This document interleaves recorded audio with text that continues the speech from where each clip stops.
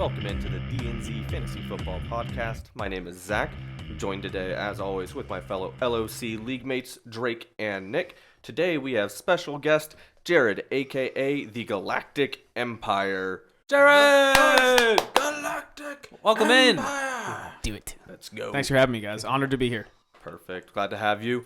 Guys, we are here today to bring you the latest news and knowledge in the world of fantasy football. Today, we're just going to go over some quick thoughts on the NFL schedule release, go over some of this week's signings and trades, give a quick breakdown of Team Galactic Empire and how trash it is, and discuss the incredibly interesting tail end of your rookie drafts. Guys, kind of go over everything. What do you think about this NFL schedule? Chiefs kind of got it rough, did they not? Oh, absolutely. And I love how the schedule release is like a holiday in the NFL now. That's like looked forward to. Social media teams are on one for that shit. And it's a big deal now. Like, it's a huge step in the offseason. I love that it's gained so much hype. And these social medias have such a good opportunity to put their best foot forward. And some don't try. They don't want to get hate or whatever. But that, did you guys see the Chargers social media? Oh, the fucking anime intro one? That was so roasted cool. just about everybody. The Urban Meyer one was fucking hilarious. That was my favorite. I loved it. I love the Deshaun Watson in the trash. Is that who it was? No, it was the Bears or the Raiders were in the trash. That's Were in right. The That's dumpster right. with AB's discarded helmet. Deshaun Watson was our lawyer said don't do this. Yeah, exactly. The Browns. That was fucking hilarious. Even the Seahawks had a really funny one where they gave him a fake release and were like, dude, what the hell is this? We got to play on Thanksgiving and on Christmas. Right. They Some had him bullshit. with no bye after the Germany game, too. Oh, my God. They were so pissed. They were like calling their wives and Just girlfriends cool. like, I just work here. I'm sorry. I won't be home for Thanksgiving or Christmas. But Which is wild because they were just joking. Seattle already, they have to travel the furthest out of any Right. team in the NFL, right? Yeah. Fucking Pittsburgh doesn't even have to leave the East Coast the entire season, which is ridiculous. That's insane. Or the Eastern time zone, I guess is what it was, but still. So the Chiefs just absolutely brutal. So AFC West, we're playing all those dudes twice. The AFC West has already been the talk of the NFL thus far.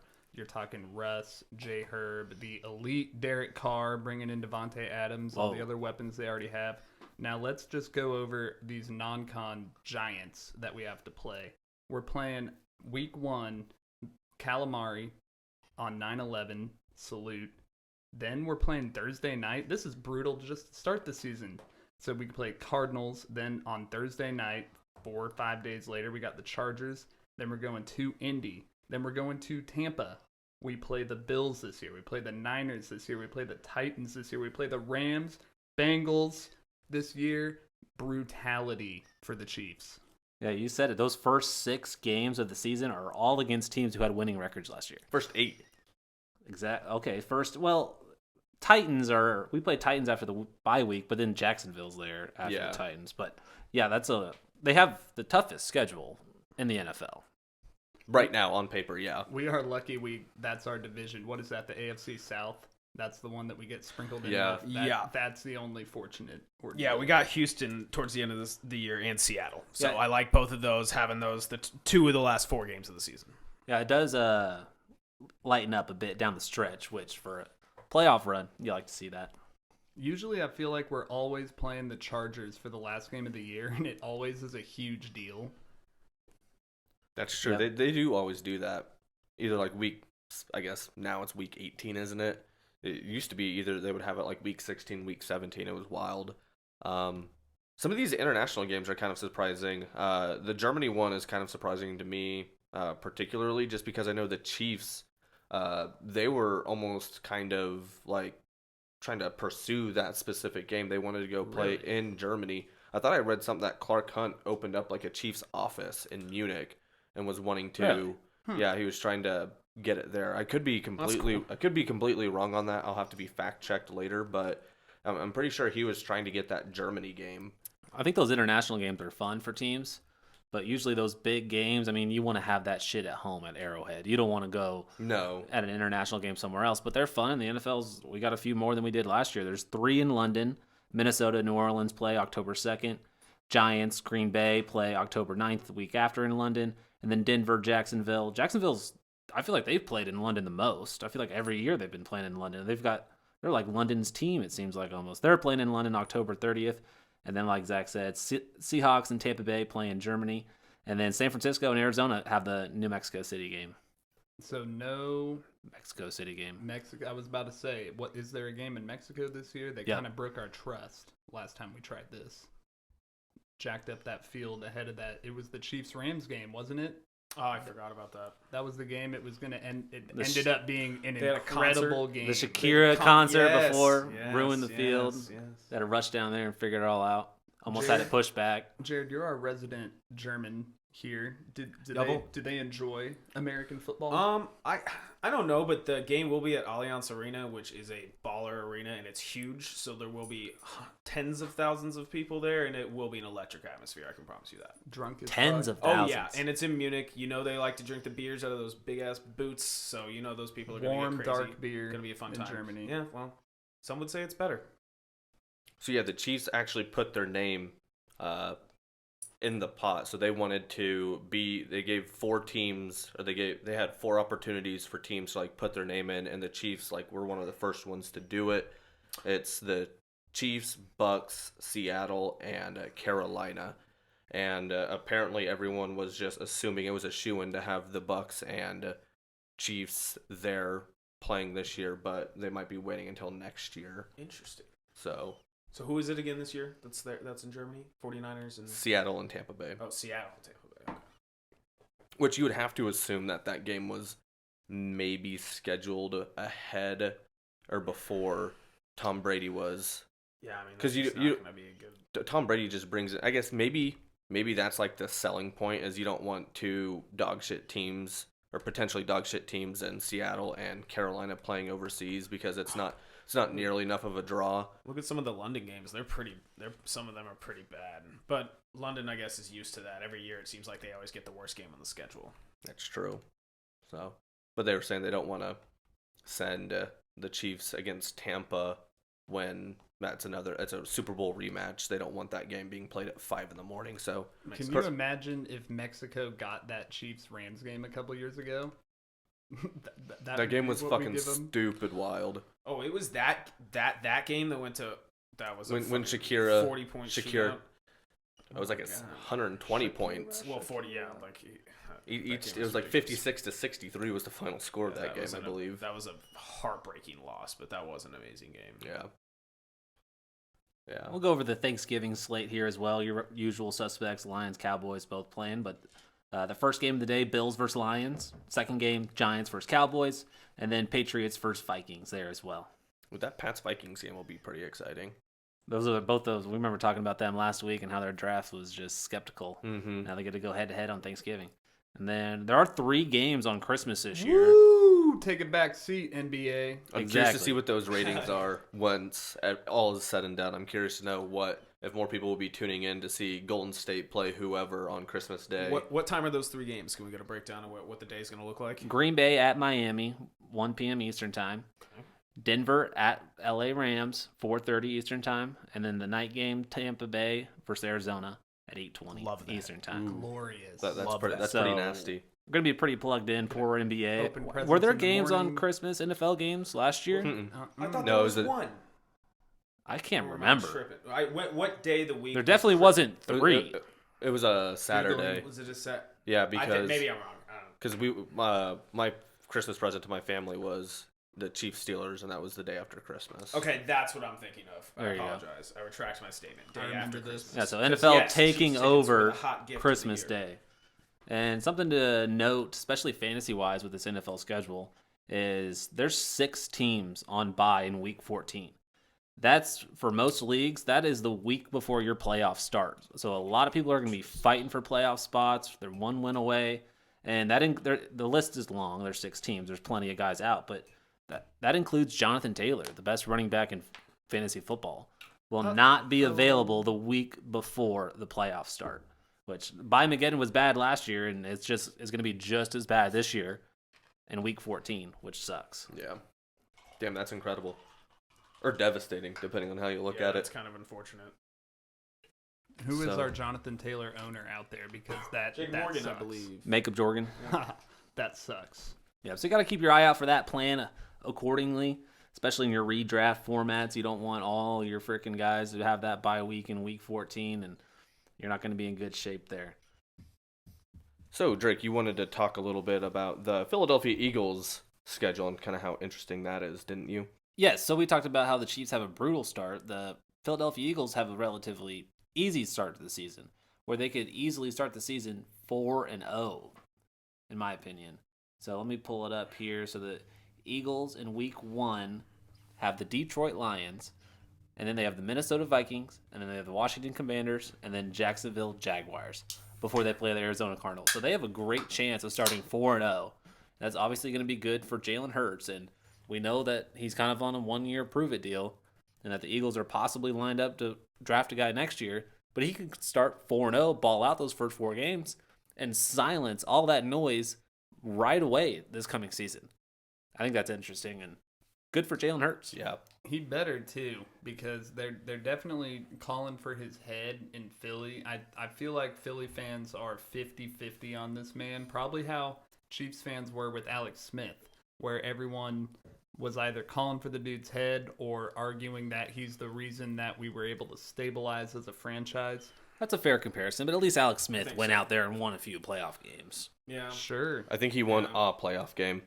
Okay, he also played There was a lot of disappointment. won some playoff games at 49ers. He was Jalen Hurts has never won a playoff game. He was like the perfect mediocre quarterback. Alex Smith really was like the embodiment of that. He was a staple. He was a franchise changer. We were a perennial 2-win, 4-win, 6-win team, and then he came in and immediately changed our franchise. Here's the best stat about Alex Smith that nobody knew. I don't know if it was still when he retired or if it was a year or so before, not retired, but got hurt. There was a point when only Tom Brady had more wins as an active quarterback. Only Tom Brady had more wins than Alex Smith. Think about that. Yeah, so Alex Smith was definitely a better real-life quarterback in the NFL, but Jalen Hurts is probably better fantasy-wise just with his running ability. And 3 of those 4 games are on the road, so maybe it doesn't go as quite as we think it might, but I think the Eagles have a good chance of starting the season 4-0. Their whole schedule is light when I'm looking at it. I'm just going to read the whole thing off. Lions, Vikings, Washington, Jags, Cardinals, Cowboys, bye. Steelers, Houston, Commanders, Colts, Packers, Titans, Giants, Bears, Cowboys, Saints, Giants. Wow, that is an easy road. And Packers, Titans, and Saints all are also at home. Damn. And Philly fans aren't nice. This is known. They threw snowballs at Santa. I think that was enough. Jared, did you have anything you wanted to say about the Eagles? No, I mean, I think you guys hit everything. The thing that's crazy about it is the NFC East is just so bad, and the Eagles somehow just got an even easier schedule than what they've had to deal with in years past. So I really don't think the Cowboys are going to be anything this year. I think they're going to take a step back, and I think it's the Eagles' division to lose. Is this the easiest schedule in the NFL by most people's rankings? I want to look that up. Anything online you looked up, it had the Eagles as like the clear winner with like the easiest schedule. Did it? Because yeah. damn. At least from what I saw. I don't know if anybody else saw differently. It is rather easy. That's crazy. Damn, so he really is. It's like, if you are Jalen Hurts and you don't go out there and you don't throw for 3,800 yards and like 28 touchdowns, less than 10 picks, or right at 10 picks.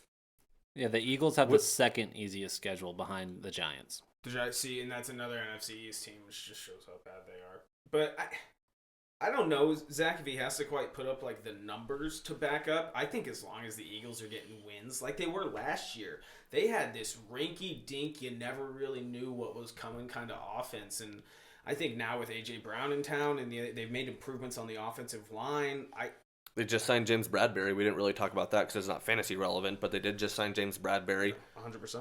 Jason Kelsey coming back.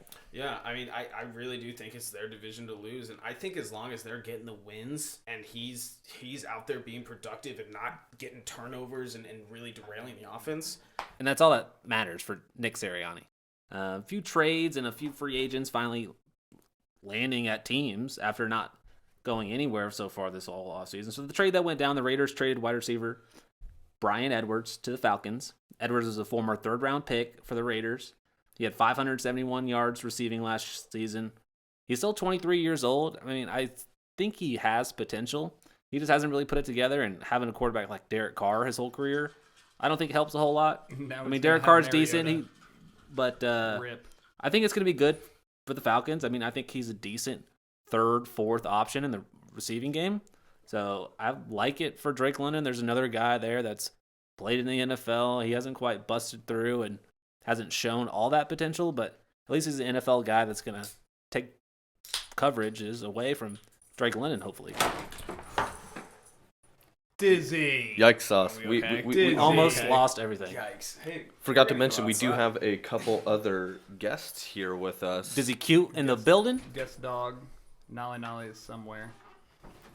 Yep, they're hyping us up, keeping us going here. She's not coming anywhere close to this room. Wandering the halls. Spooky ooky. Look, I want to kind of go over some of these Raiders drafts these past few years. How many of these guys have they actually kept on their roster? Because they didn't pick up a single fifth-year option on that draft class that included Jonathan Abrams, Josh Jacobs, who's that? There's a Cleveland few Farrells. Cleveland. None of those got their fifth-year pickup. He was their first pick in that draft, I too. got Everyone that. said, what? What was this? We were criticizing these Patriots drafts, but I mean, all of these guys seem to perform too. Like Josh Jacobs was a really good running back for him. Jonathan Abrams, when he was healthy, was a really good safety for him. I'm really curious as to. Salmon. Yeah, I thought that was the most interesting one was Josh Jacobs not picking up his fifth-year option. Right. Like, he seems like a good player. He's still young. I mean, and they also drafted Zamir White, so clearly they don't have faith in Josh Jacobs. And maybe Zamir White's a sneaky third-round rookie pick guy. I mean, I know he's blown both his ACLs at Georgia, split carries with James Cook, but he's got home run speed. Maybe he steps in a little sooner than later. If not this year, maybe next year with no Josh Jacobs in town because he could be on the move. Do you think that's starting to show how little teams value these RBs unless you're a total dreadlocks power or blue eyes white privilege ass motherfucker? Yeah. Where you better be a total superstar or we'll just replace you with someone who hasn't had over 500 carries. Yeah, I totally agree. But when teams draft you in the first round, they have that fifth-year option. And they use that fifth-year option to keep you around longer without having to pay you. So it's not like they needed to pay Josh Jacobs now and they didn't want to. They're like, we don't care if you go somewhere after this season or not. They're willing to move on from him from there, which I think speaks volumes. No, I think they're doing what most NFL teams are doing. They're realizing that they don't have to invest a lot of money in the running back position. They can just churn and burn every couple years with the NFL draft and rely on that to get a guy who'll just fill the spot and take carries. I wonder how this whole running, like, it seems like every NFL team now is kind of doing a running back by committee, having a 1A, 1B, and then they'll have their second guy. I wonder how that's going to impact fantasy value moving forward because you're starting to see some of these big guys, big names. Ezekiel Elliott is a prime one. He's got a 1B with Tony Pollard behind him. You've got A.J. Dillon and what's the other Aaron guy? Jones. And Aaron Yep, Jones. that's a good one. So, I mean, Yeah. it's really going to be difficult kind of identifying, okay, yeah, he's good, he splits carries, but he's going to be the one who's scoring the red zone touchdowns and getting... And you're almost seeing that across the board. Like JT Right. doesn't have something like that. Joe Mixon doesn't really have anything like that. Like it takes them longer to come up with guys that don't have a guy that plays a lot of downs Right. at that second running back spot for most teams. Makes you almost, as a fantasy owner, makes you want to evaluate, like, what's more important having... So let's just hypothetically speaking, let's say Najee Harris is going to be the number one running back for, 4 or 5 years maybe. Mm-hmm. But if you can get a guy who is splitting time and is the 1A guy for the Kansas City Chiefs like Clyde is, would you rather have someone for 8 years be your running back 12 to 20 and just be a consistent scorer for you? Or are you going to try and like hit a home run with maybe doing that? I don't know. Well, you definitely have to. It's interesting. You might have more value with that guy who's kind of that second 1A, 1B, whatever you want to call it. You could almost, and there's plenty of guys that are going to be handcuffed to start the year. Like Michael Carter, like I know I'm down and out about Michael Carter, but I think he's going to have a role early on. We'll see how long that lasts. But I don't think you can panic too much with how the NFL is changing with their tune with the running back position. And you can't just drop these guys. I mean, it's not your father's NFL anymore. It's not just one running back dominating the offense anymore. So it's kind of shifting away from that. So you just gotta. I don't think you can overreact when teams have that going on, but you got to keep it in mind for sure. I was still shocked when, was it last year or the year before, but the Vikings shoveled out money for Dalvin Cook, and you were like, really? Really? And if anything, And I love Dalvin Cook, big Dalvin. You try and have a handcuff. Like if you have Dalvin Cook on your team, what's his name? Alexander Madison's always been a perfect handcuff. So if you're a Zeke owner, get Pollard as a handcuff. If you have Michael Carter, or go draft Breece Hall, or vice versa, whatever the situation is, try and have that handcuff. Because if he does go down, now there's a set starter in line. Cuff these dudes, you'll sleep better at night. Yep. Well, we can move on to the free agent signings that kind of happened. These players finally ended up somewhere after trying to chase that bag and didn't quite work out for him. I definitely think this guy, so one of the biggest one we'll talk about, Jarvis Landry signing with the New Orleans Saints. Olave prospectors. You have big for Jameis. Do you have Jarvis, Jared, or are you just excited for Jameis there? I'm just excited for Jameis. He's in a perfect position to thrive. He's really going to put up numbers. If you go look at what he was doing the first couple of weeks last year before he got injured, he was putting up numbies. And I think he's going to thrive in that offense. And as an owner, Jameis Winston, I'm excited for next year and what it'll bring. Future QB1 in fantasy? I think so. Future NFL Hall of Famer. Don't ever forget. As the owner of said Jarvis Landry, I think I still have him. I do. I'm pretty happy about this pick. I didn't know you had him. Yep. Nice. I kept him rostered. I'm really happy with the location.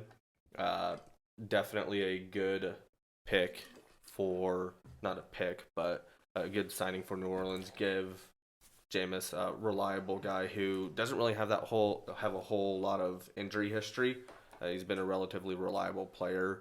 It's a good guy to have in your locker room. He's a good Jarvis PPR guy. Big locker room guy. And with having no idea if Michael Thomas is actually going to be ready to roll for a full NFL season, I mean, Jarvis Landry, he could be that number one, if not number two, wide receiving option in that I want to Saints see them offense fight in the with locker Olave. room. I want to see Michael Thomas and his selfish ass throw down with Jarvis Landry and his selfless ass. I think that would be high quality content. Let's talk about how Jarvis Landry's agent probably fucked him out of a lot more money, because he said at the start of the offseason that like they were trying to chase $20 million a year. And I mean, I love Jarvis Landry, don't get me wrong, but the homeboy is 29 turning 30 years old this offseason. So you're trying to pay him like Julio Jones levels of money with not Julio Jones level of production. I mean, he's a great PPR guy. He's good for 8 catches, 70 yards or something like that a game, maybe a touchdown. But I mean, he's not worth $20 million. I mean, I definitely think his agent kind of screwed him. I bet he had better deals somewhere on the table, but out of his mind if he thought he was going to get anywhere close to $20 million. So no kidding. I think it ended up being like $10 million or something. So way under that, maybe even north of that. But it is interesting, and you like to see him. He joined his buddy Tyrann Mathieu there in New Orleans. I mean, they both played at LSU. I don't know where Jarvis is from originally, but those two are pairing up in New Orleans. I think he is from Louisiana. I'd almost a little homecoming. I'd almost, as a Jarv owner, if I was a Jarv owner, I'd almost kind of like to see him stay in Cleveland, because he'd just have Amari with there Watson fighting for targets. And now we are talking about a worse quarterback. I love Jameis to death, but come on. Deshaun to Jameis, and now you're sharing the room with Browns are in decent shape. Olave, They've got Amari Cooper. with They Mike drafted Thomas. David Bell. They got the Peoples-Jones kid coming back. So I mean, they didn't need to pay Landry. Like, let him walk. I mean, it's just like how we let Tyrann walk. Like, yeah, I would be just not surprised worth I would be surprised if they even offered him a contract. I'm just saying, as an owner, I think if he was able to stay on that roster this season, I think he's in a worse spot in New Orleans, fantasy-wise, than he would have been in Cleveland, catching footballs from Deshaun Watson and only having Amari Cooper to compete with, because they have big plans for Olave, and if Mike Thomas is still a thing, he is one of the best wide receivers in football. So we'll see how that all pans out. Yeah, we can kind of fly through these other guys, not too worth discussing. But if they might be on rosters on the injury or bench. If they are, I'm sorry. But Philip Lindsay to the Indianapolis Colts. He was with Houston and Miami last year. And then Sony Michel going to the Miami Dolphins to join that crowded backfield. And then Mike Davis. I was a big hater on Mike Davis last year. As soon as I drafted him in my keeper league or other league on Flea Flicker, I was instantly trying to trade him away. I don't know why the fuck I hit draft button on Mike Davis last season, but I was trying to trade him away. Eventually, I dropped him. Zach, you ended up picking him up, but he's going to the Baltimore Ravens, so that's also another crowded backfield. And another running back that he didn't change teams, but his season is done with before it even got started. Tariq Cohen ended up rupturing his Achilles while live streaming a workout on Instagram. That is tragic. Crazy. I just read that for the first time. I missed that news. You can I jumped out of my seat when I scrolled and saw that. I was like, "Are you?" The video's brutal. You can almost hear a pop. Oh, and he instantly goes down. Topic. Yeah, no, it's not. It's not cool at all. Super sad. He can't catch a break. It seems like in his career, he has a good year. Everybody's like, oh, look at this guy injury because didn't he get a year-ending injury just a couple years ago? Also? He tore his ACL last year. Oh, was it last year? Yeah, I think he had an injury before that too. Which player squared him up and put his head over him like, "You so tiny"? That was hilarious. Who was that? Was that Levante David? No, I don't. I could be completely talking about that. Was the funniest moment of that season. I know exactly what you're talking about. Yeah. All right, well, diving into our next segment here, let's go ahead and talk about LOC league mate Jared, a.k.a. Galactic Empire, and his garbage roster he has here. Oh, off to a real hard start. Thank you, Zach, for that wonderful introduction. I'm real excited for what 2022 is going to bring to my galaxy. No, you're not. Don't lie. Which Aaron Rodgers, first of all. It doesn't matter. Let's move on. Aaron Rodgers, obviously, I'm real pumped about. Made the offseason trade and acquisition for him. If you notice my roster before that acquisition, I was real thin when it came to quarterbacks. So I'm happy. Gives me a little cushion. What kind of trade did you offer for Aaron Rodgers?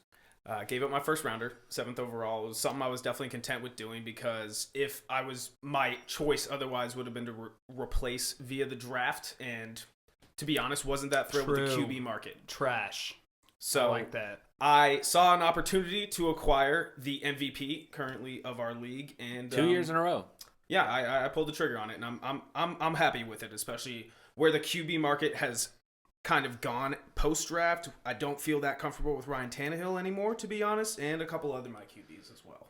Your quarterback room is the worst in the league, dynasty-wise. Just want to throw that out there. And I know you needed a cushion this year, and I love your take. You're not going to rely on these rookie drafts, so might as well go grab an established guy like Aaron Rodgers. But how long is that cushion going to last? 2, 3 years, maybe? No. 1 year. Have we ever seen Aaron Rodgers play without Devontae Adams? Just signed a 3-year contract, so I feel comfortable with that. That money's good. Let's talk about his schedule here. We kind of touched on the NFL schedule, just some generics here, but Aaron Rodgers specifically opens this season off at Minnesota, has to go to Tampa, has to go to Buffalo, has to go to Philly, has to play the Rams, and to go to Miami as well. And they have to play Tennessee. That is when you want to talk about the Chiefs' schedule, that's a pretty tough schedule, especially knowing he lost his number one target. How do you feel about that schedule? Yeah, I mean, I'll be honest with you, Zach. I don't feel great about it. That doesn't get me too excited, but I don't think it really matters who the targets are for Aaron Rodgers. I think he's going to make it happen and put up numbies no matter what with that offense. Matt LaFleur is a wizard when it comes to play calling, and I think that offense is going to do just fine. You think you might still draft a guy? That your super flex spot, Matt Ryan, Tannehill, Winston, that's in Goff. Fuck, Trubisky. Holy fuck, how many fucking quarterbacks do you need, Jared? This actually was something I did want to bring up because I am quarterback heavy. You're a quarterback 1, 2, hog. 3, 4, 5, 6. Six. One of those guys are going to pan out for your quarterback too, right? Yeah, no, I'm really hoping Jameis Winston's kind of at the top of that list. If I were to be honest right now, if we were ranking, I would actually probably have him starting over Tannehill, assuming he is completely healthy come, obviously, week 1 of the NFL season. But because the A.J. Brown move to Philly really does hurt Tannehill, and Julio Jones is still a free agent, correct me if I'm wrong. Yes. Yep. So, yeah, not too excited about that offense and what he'd bring to the table. I'd say regarding that start to his season, when you're talking about Aaron Rodgers, 2-time MVP, at least repeat MVP, I think he's won more MVPs than that. This dude's gonna get his. Every quarterback always has. Brady has thrown to just as bad wide receiver rooms. So when I see that string of tough opponents, I see points. I see shootouts. So that's got me excited. Now, long term, Aaron Rodgers, obviously, dude's ancient, but back-to-back MVPs. But I see shootouts in those tough opponents. Yeah, I do like that factor for sure. The other guy in my QB room, while we were on this subject, I actually am kind of excited and was just a random acquisition I had in the offseason or towards the end of the season, but it's Jared Goff. Nobody's offense improved more in the last month and a half, 2 months of the NFL than arguably the Detroit Lions. Amon-Ra out there balling, and they were without J-Lo, they were without Swift and Hawkinson for down the stretch, and they Hawkinson, were putting up numbers. Those are 4 guys right there we just listed off that it. And they added Jamison Williams. Exactly. Yeah. So who are your 2 QBs if you're starting? Don't look up opponent week 1. Just who are you starting? I think he's leaning on Winston for that second quarterback. Yeah, I think Drake's right on it. I think Winston would be in that super flex spot. Obviously, Aaron Rodgers has that spot until anything goes sideways in Green Bay or an injury, God forbid, because he is ancient. That's definitely a risk I did definitely take on when I acquired him. But yeah, I think Jameson and Aaron Rodgers would be the 2. All right, how's your running back room? So running back room, Drake, can you give me the stat on that last year? Because I believe it was number 1 in the league. Your running back position is ranked number 1 overall in our league for dynasty purposes. So not necessarily week 1 or redraft. It's just full dynasty purposes. Okay, well. Anyways, yes, thank you for that draft. I appreciate it. When your running backs are healthy, it's a really solid room. But you have Christian McCaffrey, who has played 10 games in the last 2 years. You have Travis Etienne, who didn't play a single game last year, and we haven't seen how he can play in the NFL yet, and he is on the Jaguars. You do have Joe Mixon. Joe Mixon has had some injury issues there in the past, but actually he only has 1 year of injury. I thought he had 2 years, but I believe it wasn't ACL though. Yeah. I think Mixon's going to have another great year. He's going to be a top 10 running back just like last year if he stays healthy for all these fucking guys, no matter who we're talking about. And CMC, I mean, I don't think we'll ever see the same CMC again, to be honest with you. And I don't like that offense in general. Matt Rule's might not be the same coach next year, so there could be a coaching change, and he just had all those soft tissue injuries. Like he couldn't stay on the field last year. But ETN there as your running back 3. I'm a big fan of ETN. I liked him last year a little bit better than Najee. I mean, they were picked back to back, but he has got a little bit more home run speed than Najee does, and he's receiving capable. And with James Robinson towards Achilles last year, he's not going to be ready to go to start the year. Right. So ETN can easily be that running back 1, almost that workhorse to start the season in Jacksonville. I know that's a bad team, but Doug Peterson, the new head coach, he likes to use the running backs. he loves running.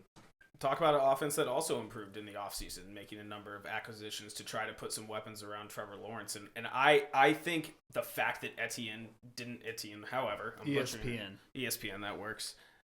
I think the fact that he didn't play last year under Urban Meyer is honestly a good thing. I really do. He went on record saying that, didn't he? I believe so, yes. Yeah, he did. He actually said that in an interview. And it wasn't like an Achilles injury. It wasn't like an ACL. He just like broke a bone in his foot. Is that what it? See, I don't even know. Like maybe that deters him. I think I saw something recently. He says he's like 85%, 90% there. So he's got all summer to be ready to go by season start. I don't see any reason why he shouldn't start week 1. For the Jaguars. This is a dude that has all the records at Clemson, and I heard in a Oklahoma Sooners podcast that I listen to a lot, they just made a statement. They said anyone who's in the NFL produced in college. Now, not everyone who produced in college makes it in the NFL, but everyone who makes it in the NFL did produce in college outside of the quarterback position, and ESPN produced. So. And I love him as a buy low candidate because as soon as he steps on the field and produces those first few weeks, his price is going to skyrocket. I sent Jared a trade yesterday, the day before, for Antonio Gibson for ETN straight up. He rejected it. I thought it was a pretty decent trade. I sent the same trade in my other league because I've got Gibson in both of my leagues. But I think with the workload in the passing game that ETN's almost guaranteed, and it doesn't seem like the Commanders trust Gibson to do their full workload. I mean, I think I would take ETN over Gibson in the long run. I mean, I don't think it's a huge difference, but I thought that was an interesting trade. I sent Jared's way, and he decided to keep ETN. It was a trade that did get my honest attention, though. I will say that compared to some others we had talked about, I did really consider it for a second. But I agree exactly with your take right there. Just the younger guy from a dynasty aspect is really where I'm coming from on why I want to. I've seen you a few trades on ETN the past year or so. Like that's one guy I've been trying to get on my team that I don't have on any of my dynasty teams. If J-Rob did work in Jacksonville, ESPN can probably do a little bit more. And you've got a couple of running back twos here that are one injury away from seeing a lot of work. Tony Pollard, Melvin Gordon. Fuck Melvin Gordon, obviously. Melvin Gordon. But, I mean, you're feeling pretty good about those guys. I mean, as your running back 4 or 5. Yeah, definitely. I like the Pollard, honestly, last year. He got me a good chunk of points with Zeke, and I'm hoping that only continues, if not gets more, this next year. And Gordon, he pretty much was a 50-50 split last year. Right down the middle, pretty much. Yeah. But after that, there is definitely a steep fall off or a deep fall off with my my running backs. It definitely gets thin after that. But, Jamal Williams ain't shit. Zach Moss ain't shit. But I mean, you got to have those guys. I mean, they deserve to be rostered. Yeah, or a rookie. Hope maybe soon we'll be taking that roster spot. So we'll see. There you go. Your 204. You don't have a first round pick. You trade away Aaron Rodgers, so you got the 204. Maybe lands you like a Rashad White, Dameon Pierce, James Cook if he falls that far. Yeah, that's kind of what I'm looking for. If there's a wide receiver that really sticks out that I like at that spot, I'll definitely consider it. But I think, obviously, kind of off the composition of my roster and definitely the Christian McCaffrey question marks about injury, running back's probably going to be on the top of my board. Yeah. All right, how's that wide receiver room for you there, Galactic Empire? I feel the wide receiver room's the strongest part of my team. Okay. That's just my personal Even though opinion. your running back position is ranked number 1 overall out of all the dynasties, that's just an untrue statement. But if you want to be biased against your wide receiver room, go right ahead. That's just how I feel. I feel like my wide receiver room is pretty solid. The top 3 primarily. I can't wait to roast this. Here. Yeah, no, I'm feeling it strong. It's probably coming in hot, but it's fine. I feel good with what we got. The one that really kind of took a step back this offseason was DK. There's just no question about it. I have to admit it up front. I have no idea what he's going to do if fucking Drew Lock is the dude throwing him passes next year, because that's what it looks like. He did have Geno Smith for a few games last season, and he had a couple multiple touchdown games, so maybe a guy like DK, it doesn't really matter who the quarterback is, maybe. I hope you're right there. I definitely do. I like DK a lot. I don't think he'll be in Seattle after this season, so if we want to look at it from that way, but DK's a dude that at any time, he's one of the top players in the NFL that at any given play, he can house a 40-plus yard touchdown with all those bonus points for you, because I'm an owner in another league, and let me tell you, this dude will go for 3 receptions but get 25 points multiple times a season. So, and I don't think he'll be in Seattle after this year. They're headed towards bad times. I could see that going either way. But he was a wide receiver 14 last year, and I mean, I definitely think you see regression this year. I mean, I don't know if he can put up those same numbers or not. Like, I think he still has top 20, top 24 outlook, but top 15 might be a stretch. Do you know what's crazy? So I'm moving forward here, looking at your next 2 guys, Mike Evans and scary Terry McLaurin. So Mike Evans right now is 28 years old. He has 8 years of NFL experience. That's wild. Terry McLaurin is 26, and he has 3 years of experience. Scary Terry's Wow. That's 26. crazy. That actually is nuts. Yeah. So Mike Evans, he balled out in the SEC at A&M and was early to clear out the gate. He was gone. Him and Johnny. Yeah. And with no Godwin to start the season after his ACL tear, DK Metcalf, Evans is that clear-cut and wide DK receiver Metcalf 1. and Terry McLaurin were in the same draft class, and Terry McLaurin's still 2 years older than him. Scary That's Terry, crazy. older than shit. No, Mike Jared, Evans. you got a lot of these guys across multiple leagues too. Yeah. You're a big believer in your guys. I am. Yeah. No, I do like to have the same guy. It always pisses me off. That's when a I'm risky matched way up to go against him about in it. Another fantasy league, it always just makes me upset. So yeah, I try to group them together. So you either win in all your leagues or you lose in all your leagues. Pretty much how it goes. No diversity for Jared. No, absolutely none. It's not allowed. But no, Mike Evans is definitely at the top of the list for me just because of the red zone targets he gets from Tom Brady. It is dumb. He's basically, obviously Gronk is there, so it's not a good analogy to use, but he's basically another Gronk in Tampa. He just always, when they get close to the end zone, he's looking Mike Evans' way. Did you say Tom Brady? Yeah, thrown to Mike Evans. What the fuck happened with Tom Damn it, I Brady, shouldn't have Jared? brought Can that you up. explain? Okay. Oh yeah, that happened. I totally forgot about that. I guess we can touch on that real quick and Please come back do. to the wide receivers. He retired. Correct. Allegedly. He retired, and then I dropped him because he retired. And then what happened? And then the reigning champ, Nate, picks up Tom Brady, and then he comes back to the NFL. Did he pick him up before he officially came I back? think so. He had to have picked He him did. up He a week did, later. in fact, because the moment it happened, I was Nate at Beth's Helder, if you're parents' listening, house, what do and you know? I ran to my phone to look to add him from free agency, and I saw that Nate had added him, and So I think now I was we sad. finally gotten to the bottom of why Jared's quarterback room is so fucking bad. Did I tell you guys about Detroit's offense this next year? Because I tell you what, I'm excited. I'm really looking forward to Oh, what we're talking Detroit. We can 2022 move on. Go back to your wide receivers. Jared failed in dynasty football. You don't.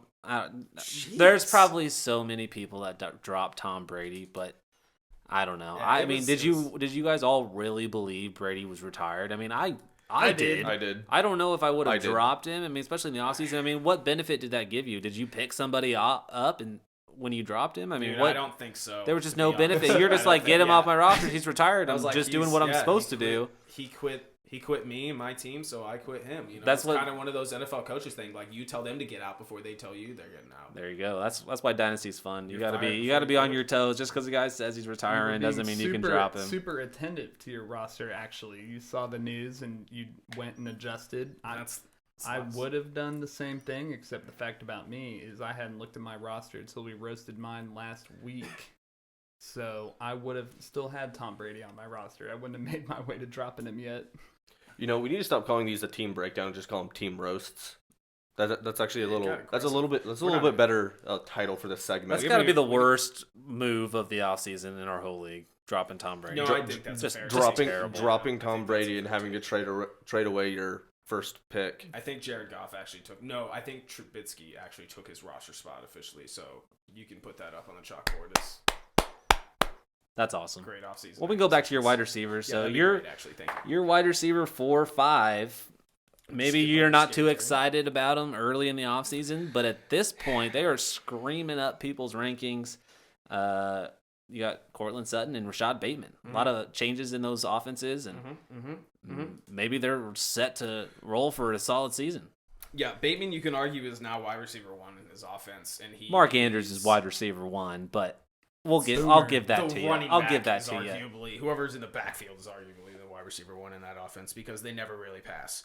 But I do like the fact that he benefited a lot from the Marquise Brown trade to the Arizona Cardinals, and I think he's going to eat targets. He had injury problems also last year going into his rookie season, so he never really saw my starting lineup, but I stashed him exactly for, this kind of year. And Cortland Sutton, now with Russell Wilson in town, I could be nothing but excited for that. So you believe the hype there? You think Cortland Sutton could be that number 1 option there in Denver? All those other dudes there. I know you got Jerry Jeudy, KJ Hamler. I was just Jerry going to ask, Jeudy what's the question mark. Jerry Jeudy situation here so I can answer that question knowing what it's going to look like into the season? Judy's coming. He's not gonna have no suspensions or Nothing? anything. Is that what you're saying? Okay, yeah, I think so- he'll be just Yeah, fine. it'll be fine. So I do think he will take a backseat to Jerry Jeudy. To be honest, I think Jerry Judy's the number one in that offense, but I like the fact that Noah Fant got traded away to Seattle because he was a guy who was eating a significant number of targets in that offense, which just opens up more opportunities. I think that for speaks Sutton. more on Alberto. They believe him. He can come in and be that guy. Noah Fant never fucking panned out. It seemed. I was Yeah. such a big believer in Noah Fant. Yeah. Yeah, Ben has got Noah Fant. Nick's got Noah Fant in our other Dynasty League, not League of Comp. Unfortunately, at this point, That team's fantastic. We should do a whole episode on Vena's other Dynasty League. Maybe we'll do it. we really should because it is bad, bad. That tight end position, though, Jared, you got a top-notch guy, and then you got a guy Yep. in the wings there. Yep. Obviously, Travis Kelce, tight end number 1 on the field and number 1 in your hearts. I don't think I really need to elaborate anymore on that. But yeah, Cole Kmet with Chicago as the backup. I think he is actually going to kind of catch fire here because they have no other targets in that offense for them to do anything. He's with. got We a talked bent about butter knife. they have K-State standout Okay. Byron Pringle. Okay. Sorry. No, former Chief. I don't want to throw shade on Byron, but I will. I just don't think that's going to do anything for their offense. And Justin Fields is going to have to really work magic here in his second year in the NFL. Poor guy. Yeah, they don't have Kyle Rudolph there anymore, so Cole Kmet's going to be that tight end 1 there, and I think that's a decent tight end 2 to have on your roster in Dynasty. Yeah. All in all, your roster is really interesting.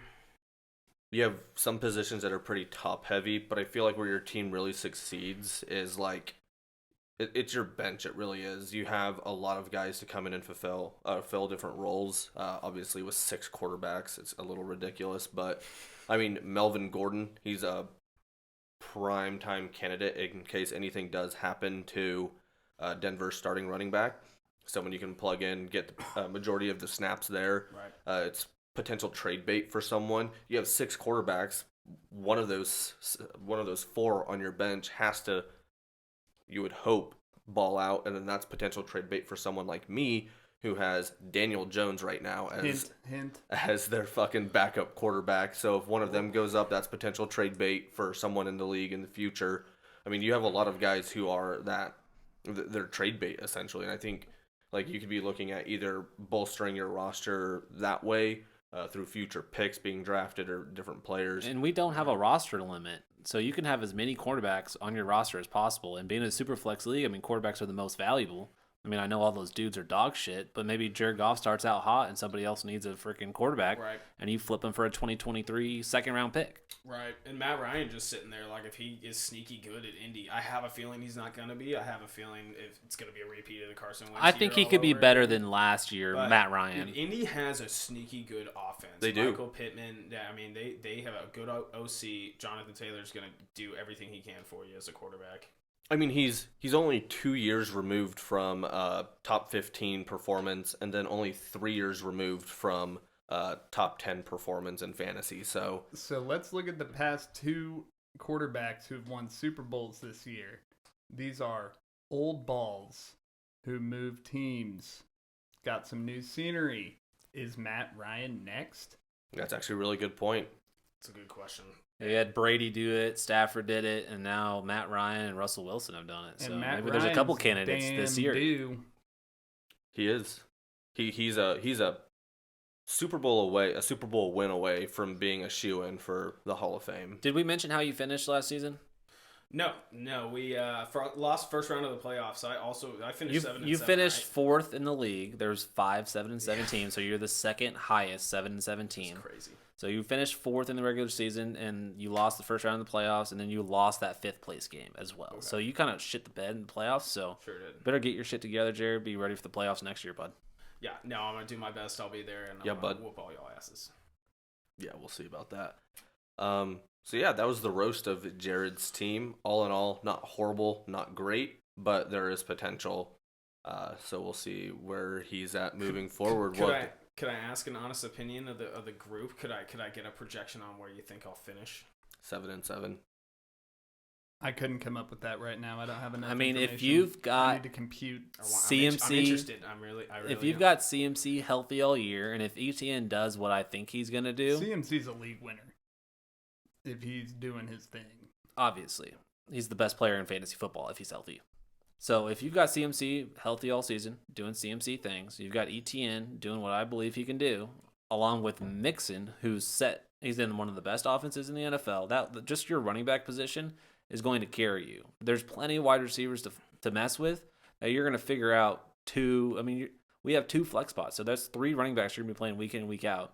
You only have to figure out how to play 2 to 3 wide receivers a week, And with all those guys, I mean, you should be able to pick somebody that's going to be decent for you. So, I mean, I see you finishing in the top half of the league, just like you did last year. And hopefully your playoff run doesn't end as short as it did last year. Here's something I did look up just because I was a little curious. So I was looking at Aaron Rodgers' stats last year, and he threw for 4,100 yards, 37 touchdowns. Gorgeous, great stats. He lost 1,500 yards and 11 touchdowns. Do we think Sammy Watkins and Christian Watson... Alan Lazard there, too. Well, no, I'm saying from It's a 300. Devontae Adams had 1,500 yards and 11 touchdowns of his 4,100. Yeah, so, between Sammy Watkins and Christian Watson, they could pull that together. you think so? I'm a big believer in Christian Watson. Okay. And Sammy Watkins staying healthy for the whole year, getting 800 yards. Wouldn't count on that. Yeah. Best case scenario, he's getting 400 yards. Yeah. Best case. Yeah. But, I mean, I do expect a little bit of a drop-off from MVP numbers. But if a drop-off from MVP numbers is what I'm dealing with Aaron Rodgers, I'll live with that. Yeah, it looks like Fantasy Pros has Aaron Rodgers ranked as the quarterback 12 this upcoming season.